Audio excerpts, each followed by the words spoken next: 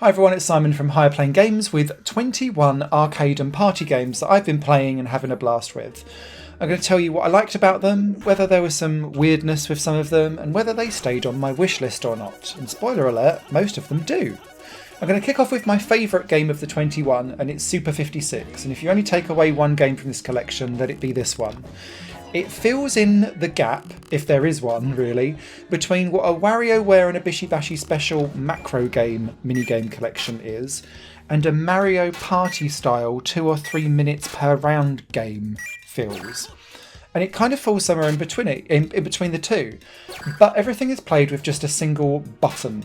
So you press and hold a button and let go for some games. Some of them are requiring a bit of like a button mash. Some of it's like timing based. Some of it is more about like pressing and holding a button to steer a go-kart. But it's all in this weird, crazy, off-the-wall Japanese/meme based world. And the people behind this are the people that made Nippon Marathon, and I absolutely adore that game to bits. And I know Nippon Marathon 2 is coming, but this game is equally as explosive and fun and ridiculous and stupid all at the same time, and I absolutely adore the theming, the way how they've gone about doing it, the ridiculousness of like creating your own character with stupid catchphrases that make no sense.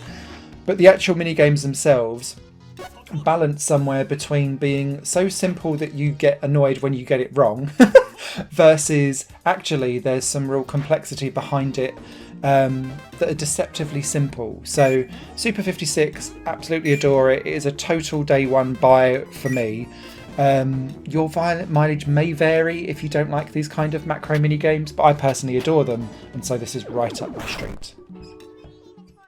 The next game on this list is much more Mario Party-esque, and it's Arcade Party, but I love the idea behind it. It's arcade cabinets that have gone sentient and are trying to digitise and gobble up all of the kids in the arcade. And so you can have 1 to 4 players playing locally, and I believe online is coming at a later point, where you can then go do battle basically against these arcade cabinets, and if you don't get to a certain score or survive a certain time limit, then you lose a heart, whereas if you do survive, then you do damage to the arcade cabinet so that you can then kill it. How this distills into actual gameplay is that arcade cabinets come with a variety of cartridges that you then pick at random as that kind of spins around a roulette choosing wheel for you to then play. So there was one where it was a golf game, but it's actually your golf ball's trapped inside a maze, so you've got to like tilt the maze around to get the ball to the flag.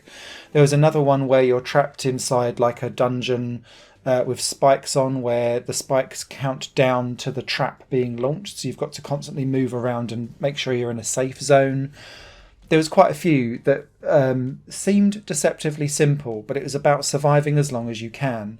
The one where it's like asteroids, basically, where you're trying to avoid all the comets flying through. Sometimes I was dead in a couple of seconds. Sometimes I was able to survive the good 60 or so seconds to get a good score. And I really like the sheer variety of how this is being done, as well as the overall aesthetic and theme. It just all ticks all of the boxes. My main concern with Arcade Party is that quite often games of the 4 or 5 that they had in this demo had slightly woolly controls, which was combined with a slightly weird perspective on a couple of the levels, which meant that I was dying when I didn't think that I was actually should be. So it just needs a little bit of polish and refinement, but the actual core concept here is sound and fantastic, and it's absolutely staying on my wish list and working towards a day one. A game that isn't, though, is Peckham Bird Brawlers. Now, admittedly, I was like, hey, Peckham, Beckham, and then I realised that it's actually combat birds. And the reason why this isn't staying on my wish list is that it seems to be online only, and that always puts me off these type of very niche and hyper small games where you have to connect to a server. There is no excuse for this game to not be split screen multiplayer or to be able to have a zoom in and out camera, because the space that you're inhabiting is actually quite small, so it should be able to be viewed from that camera perspective to allow longevity for local multiplayer and bots to be added into the game as well. And the reason why I don't think that this will land very well as a like competitive online brawler game is that each bird only has a couple of different moves, and whilst the environments that you play in battle in have like one is where you're in a field with a playground and you can kind of slide down a slide and you'll collect some health, and then it rains so that you can actually in theory like swim under the water and then pop up and surprise people with attacks. That's all fine, but you've still just got a small attack, a heavy attack and a special move, and they're quite easily telegraphed, so you kind of just go and so I kind of ran quite dry from Peck and Bird Brawlers very quickly, and so I think the online community would dry up too. The next game on this list is called Murtop, and this is what I would call Dig Dug crossed with Bomberman, but with rabbits. So when you look at this game, and instantly I was like, this is like Dig Dug or Manic Miner, depending on which generation or like old consoles you're coming from. But as you dig around, what you need to do is collect the carrots if you can, but you need to kill all of the different enemies in the screen. And the way how you do this can be by digging underneath the rocks and then they fall down and crush and land on the actual like enemy themselves. But you also come prepared with bombs. And this is where I mean by Bomberman coming along as well, because when you plot a bomb, you've got a couple of seconds to get away from anything horizontal or vertical from where that bomb is placed, because it's not a radial explosion, it's total lines. And so what you've got to do is make sure that you kind of drop the bomb and then go like diagonally to the side, but quite often, depending on the enemy that you're going for, they'll spot you and chase you, or they'll spot you and move out of line. So what becomes like quite a quick reflexy arcade action game starts to become like trying to trap the enemies as well at the same time, but quickly, because obviously times are ticking, and as you move around, the tubes of where all of the enemies are contained start to become more and more complex, and then they start coming loose and then they come after you. So I quite enjoyed Murtop actually, and it is definitely staying on my wish list, and I think classic old school old farter gamers like me who have been around for decades will quite enjoy it. The next game on this list is called Vividlope, or Vividlope, I'm not quite sure the pronunciation of it, and it screams to me launch PS2 title / quintessential Namco year 2000 arcade classic in all of its aesthetic, and I'm so here for it. This game is deceptively simple, but actually really maddening once you get going, and I had a big grin on my face playing this throughout. You play as this rabbit, and the idea for each level is to try and colour in every single block. But you're trying to do it in a way that means that you don't get stuck in a corner and have to kind of cross over yourself, because there's a meter on the side of the screen that's building up that when you hit a certain percentage of the level being coloured in, it then starts to penalise you if you land on something you've already coloured. So you're always trying to like move around in a way that means that you can access all of the blocks that you haven't coloured already. But this gets more and more tricky as the geometric shapes of the levels that you're trying to colour in have multiple platforms. They've got things that are moving back and forth. It might be like mini cubes inside mini cubes. So you're trying to work out how you can kind of coat one area and then move face so that you're on a different side of the cube and all of that kind of stuff. And because there's enemies chasing you at all times, and some of them will just kind of bounce around at random, some of them will chase you actively, you're constantly on your toes thinking, how can I get round where I need to, be precise, but also not get killed at the same time. This is superb. I really, really loved this demo. It's probably my second favourite after Super 56, and I know it might not look much on the screen, but this is arcade genius gameplay distilled down into something fantastic, in the kind of way how I think people would go absolutely nuts over Cooler World. If this was being released back in 1997 or year 2000, people would be going like, this is a cult classic, buy it now. The next game on this list is called Robodunk, and this is a 2v2 basketball game with mechs. And the whole idea is that you purchase your mechs, you can then build them up with some like customizable mods, so you can have them with different attributes of whether they're fast, whether they're very good at shooting or scoring, or whether they can have a weapon that then attacks harder or faster or recharges faster, all of that kind of stuff. And you do that with the cash that you get from the winnings of your actual basketball game. However, you can remove this whole kind of career option and just have 2 versus 2 with either bots or AI kind of running around as you go. So this works really well as like an NBA Jam, but for mechs instead. I did find that because it was mechs, there is a little bit of innate clunkiness to it, but I got used to it and it started to feel more easier to play and understand the longer that I got with it. I didn't feel like it was clunky for the point of like no purpose.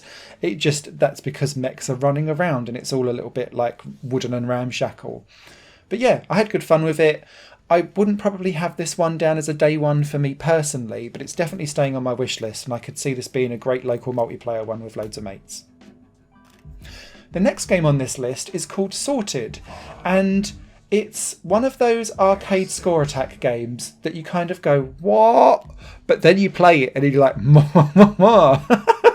So the idea behind this is that you are sorting trash into different recycling boxes, but you need to kind of pick out from the trash as it goes past, like constant glass bottles so that you can get a combo going, or mixed food or bio food or plastic or paper. And you're trying to sort that all out as you go. But the beauty of it is that it's not just you doing it. And of course, because I'm just me on by myself at the moment, I've not got real friends and real people to play with for all of these different demos side by side locally. But I could see this being oddly competitive in 1 versus 1 player. I really would have liked to have seen more players be able to get involved in it. It only seems to be 2 player at the moment. I was under the impression this game could go up to 4. So check out the Steam page if you're interested to see if it does do 3 or 4 player. But the like single player stuff kept me busy for this like high score challenge, because what you're doing is, if you can't get something off the conveyor belt, I was picking it up and throwing it back again to the other end of the conveyor belt so that I could then go, it's mixed, and then like pick it up and throw it around. So such a simple concept, quite well done. I think it might need a few more modes though to make it like an absolute must buy. Next up is Cook Serve Forever. Now, I adore the Cook Serve Delicious franchise 1, 2 and 3, and Chubbykins, the guy that does the games themselves, has kind of said that this isn't a mainline Cook Serve Delicious game, and it is definitely different. And it's different because there's less around managing orders. This is about being quick on the draw with all of the buttons as you go. And so the food is just like all of the screen, and the animation and art of all of this is really, really good. And so are the sound effects. I find the sound effects of like things being smashed together and splattered and squirted so oddly satisfying. It's like ASMR foodgasm that's going on. But with the removal of the like managing orders and structuring your day, it's very much a keep going until you make too many mistakes and then you lose out. So it feels like a streamlined version of a game that was already very streamlined, and I think some people's mileage will definitely vary. I'm still going to support the game because I quite enjoy this kind of dexterity challenge, and there's a few other games that I could recommend if you like this kind of stuff that does the same kind of theme, where you get your fingers and thumbs in a twist and then you rage at it because you're like, it's so simple. But yeah, I think this will be a bit Marmite for some people, but personally I still enjoyed it. The next game on this list is called Awkward 2, and it's a sequel to Awkward, but it feels like a very, very different game, but all the better for it. The original Awkward was about like surveying a bunch of people and then trying to guess the results of what were quite often like supposedly controversial things, like, do you put pineapple on pizza? But it marketed itself as being like friendship ruining and all of that kind of stuff, because there was a few questions in there like, do you find the other person attractive, yes or no? Ah!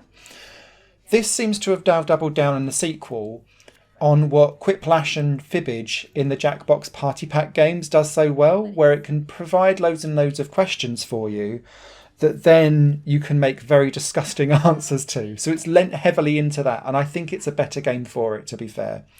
It's now got room codes for you to join on your mobile. It all worked very well and seamlessly, but this game will live and die on the questions that it gives you and the modes on how it kind of displays that question. The round that it gave me I thought was good fun. Not quite up there with the Jackbox Party Pack stuff, quite, but not far behind, and still stays on my wish list and will be definitely something that I'll pick up.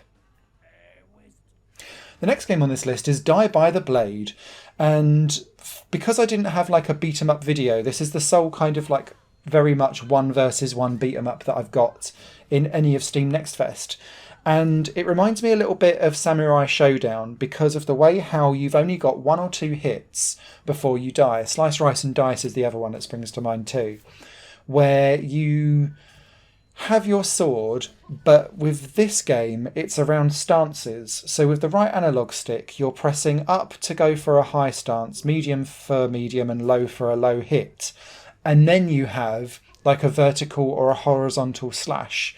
So it's like rock, paper, scissors, but with 6 or 7 different variations of how you could do something. And so what you're trying to do is work out, because it can show you what the opponent is doing with their stance, how you can kind of flip and combat that. And so whilst each round only lasts a couple of hits before someone loses an arm, a head or a leg and then drops down dead, the precision in it and the reflexology around it and the fact that you can kind of do like a somersault in or a roly-poly in and then come in with the hit kind of just elevates it to being quite like a reflex kill. I really enjoyed this game. I know it might look a bit odd graphically, but that can all be polished up. The fundamental gameplay element and the way how it rock, paper, scissors itself, I think works very well, and Die by the Blade will be definitely staying on my wish list. One game that won't be staying on my wish list though is Freebies. And this is an Arkanoid style game or a breakout style game, but you're batting around bees that then, when they unlock other bees that are trapped inside the hexagonal kind of blocks that you're smashing, they then get tied to the like queen bee by a honey chain, and so it turns into like a wrecking ball going around the screen. And I quite like that kind of theming of it because there's like honey blocks where you get stuck and then you have to kind of power yourself off.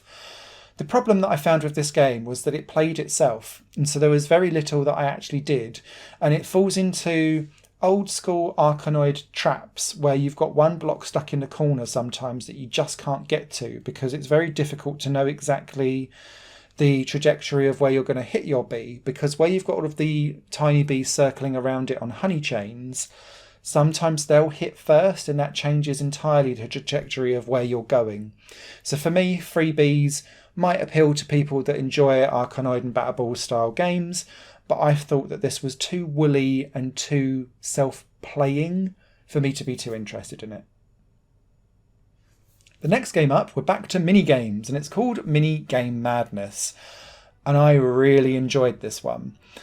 It's a game that, whilst primarily is built to be online, does have entirely offline modes and local multiplayer coming and bots.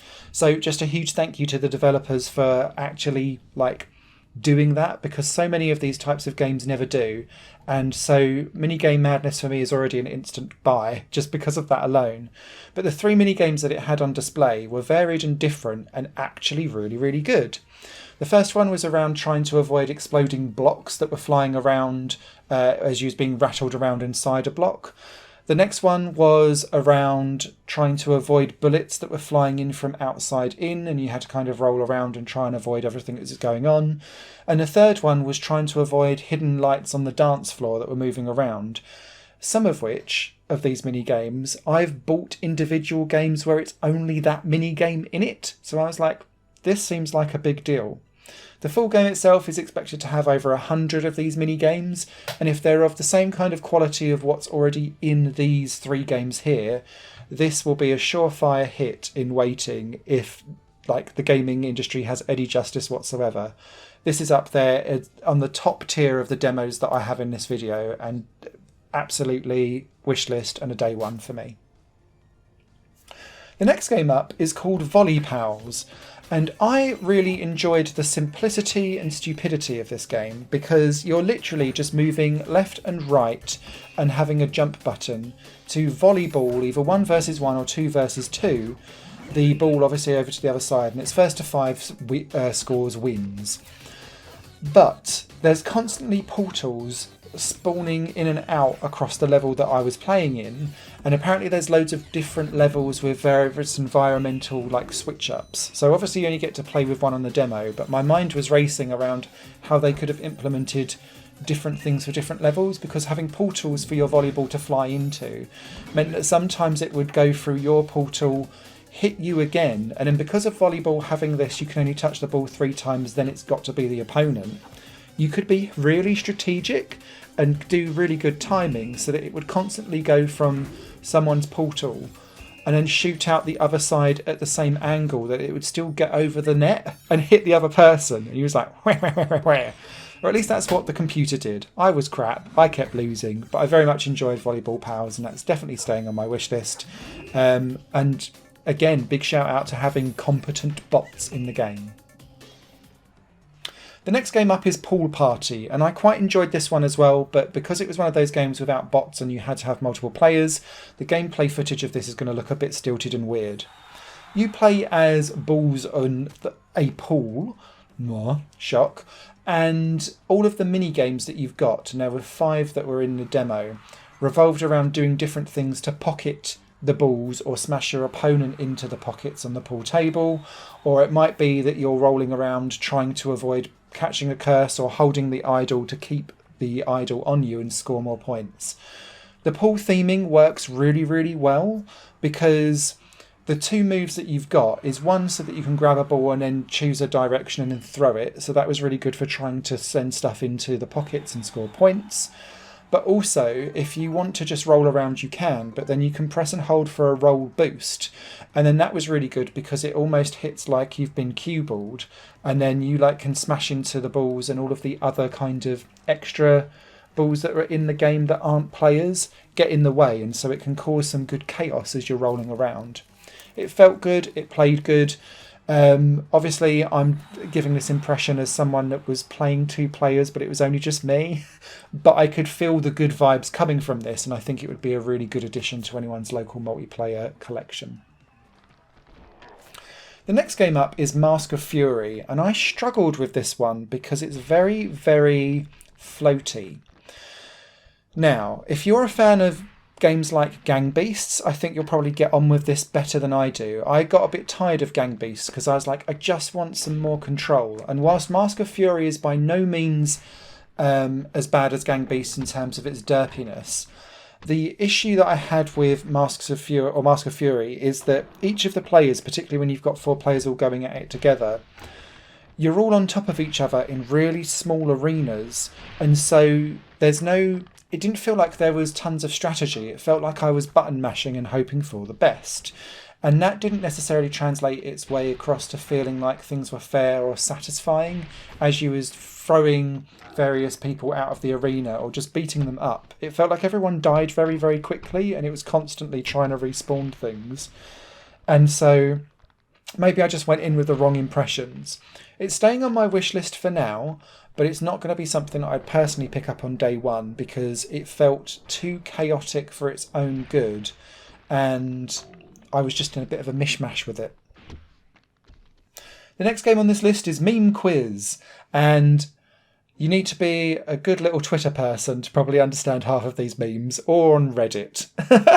So what this quiz does is it puts out derpy drawings of various different memes, and then you're either trying to have to identify who's in the meme or finish off the sentence of the meme or put in some context around where the meme is being used. So you've got the guy from The Room and it's got, oh hi, and then you're like, Mark. So then you choose that. But then it's got you're tearing me apart and things like that, and you've got to try and guess where it all was. But then it's got Pepe being in there and a Markiplier and all of that kind of stuff. You need to be up with pop culture references for all of these memes, but I actually quite enjoyed playing through the game. So definitely staying on my wish list is Meme Quiz. I'm not quite sure what the whole overarching modes of the game are though, which is kind of why I won't be this is an absolute recommend, because I feel like this is probably a single player game, but I would really appreciate a multiplayer aspect to the game if the developer was able to do so, because I think that would be quite funny. The next game up is Hero Mania, And I could almost copy and paste exactly what I said about Mask of Fury for Hero Mania, because this is a 1 to 4 player game where you're in different arenas trying to solve crime and like everyday issues like a true hero. So it'll be things like beat up the bad guys, or pose for a camera shot with a fan, or get the dog out the tree and give it back to its owner. But whilst you're all doing this, you can beat up the other heroes, and like on one of the environments that I was playing in Bean Park, which is where most of this gameplay footage is from, you've got a road to cross, but you can't ever see when the cars are coming, so you just get run over all the time.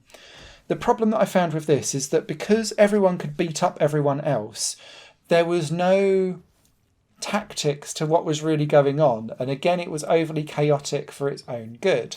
And it's all very well having lots of things going on all at once, but if your opponents can all have really overpowered attacks that have quite a far reach with no real cooldown, it then becomes a mess.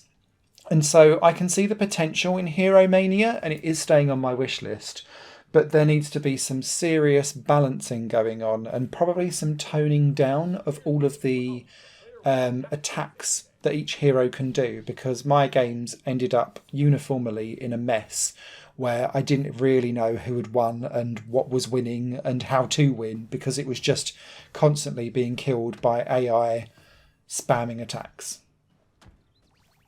The next game up is an arcade Twitch platformer, I would say, and it's called Hot Heat Reset.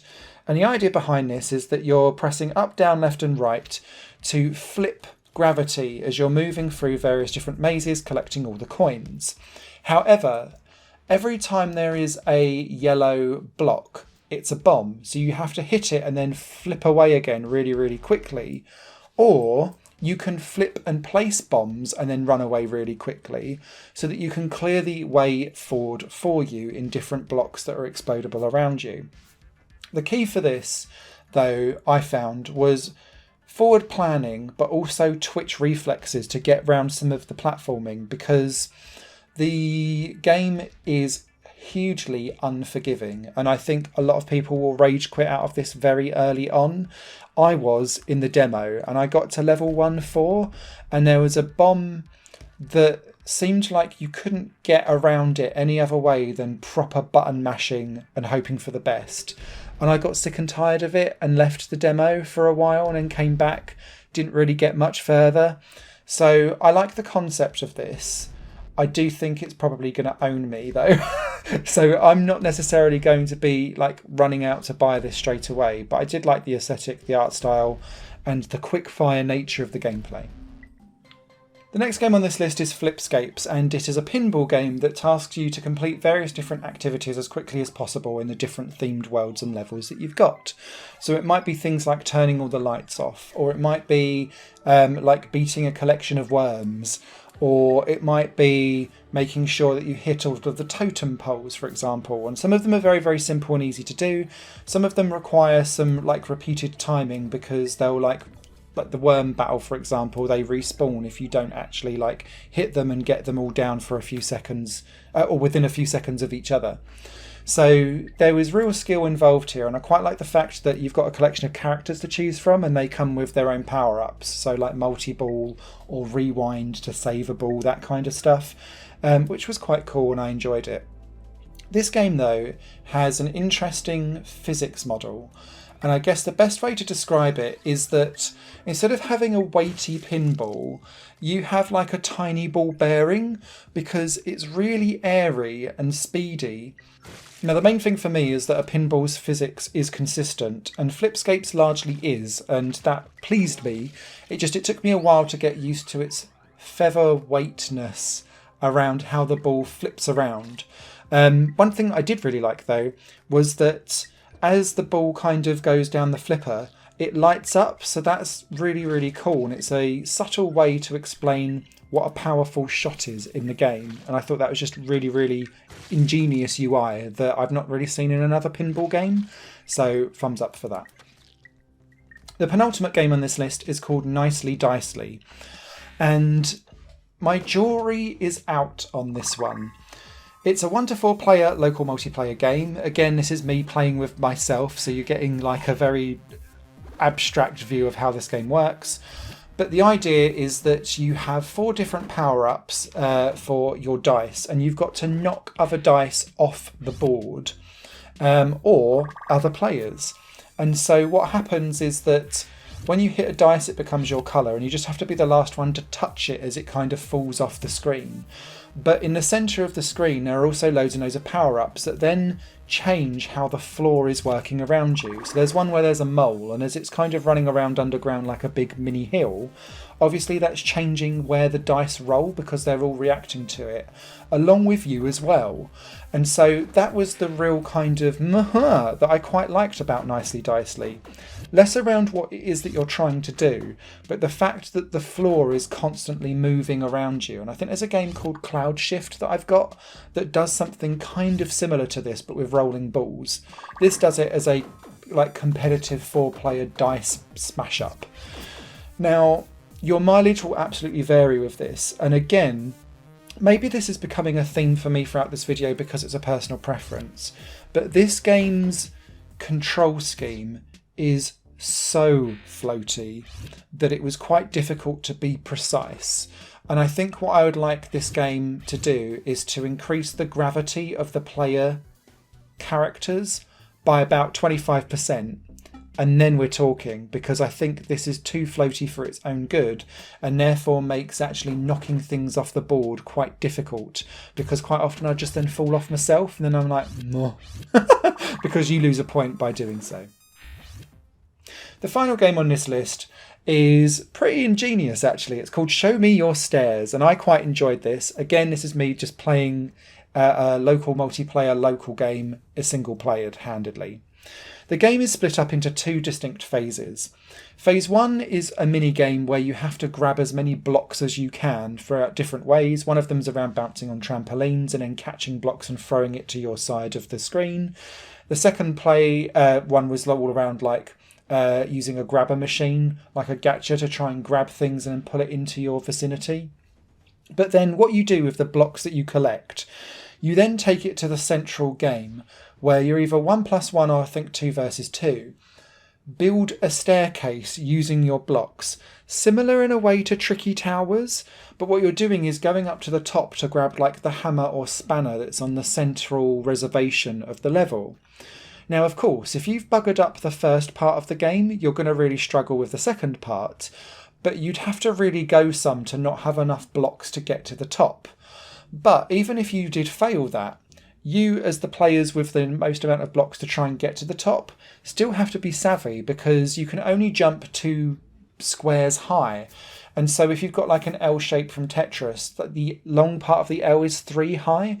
So you've got to like rotate around and build the stairs out. And obviously you've got to build a longer base and then try and jump around. Oddly strategic, very fun to do. I did struggle a little bit with the throwing controls. It took me a little while to get used to it. Oddly though, I think this was a me problem rather than a game problem, because after a while I was starting to get to grips with it, and it was just because I was in a panic trying to get like things up the stairs. I don't know why, I was playing myself, but it shows that the game is good because I was getting into the spirit of the game, going like I want to get up there as quick as possible. It makes you make mistakes very, very quickly. So yeah, very much enjoyed that game and would definitely have it on my wish list and a potential day one. So that's 21 arcade and party games. Sorry for the games where I had to play it against myself in local multiplayer and you don't get the full effect of the game. But largely, most of these are 2 thumbs up from me. And yeah, coming soon to some live streams, I'd imagine, near you when they release. You guys take care. Let us know down in the comments if anything takes your fancy. I'll catch you on another video on High Plane Games. Doodles! Higher Plane Games is part of the Higher Plane Network, a completely independent media outlet supported by people like you. The goal is to create the best possible content that cultivates a richer indie scene for games as well as music and entertainment. To find out more and to get involved, visit patreon.com/Higher Plane Network. Your support makes all the difference, and in return you'll gain access to bonus content and downloads. Thank you for watching.